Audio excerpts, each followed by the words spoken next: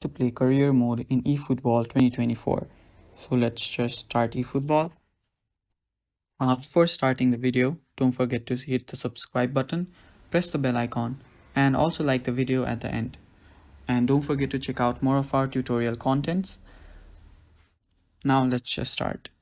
Now to play career mode in eFootball, what you need is to play it on your PC, Xbox, or PS. You won't be able to play it on your mobile phone because career mode currently is not available in your mobile. Since eFootball is a paid game, it is free on your mobile.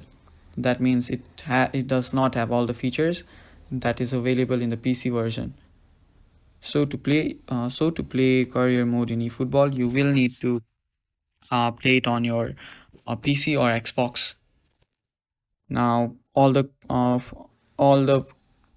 mobile games with career mode, that is eFootball with career modes on your mobile phone, will be a crack version.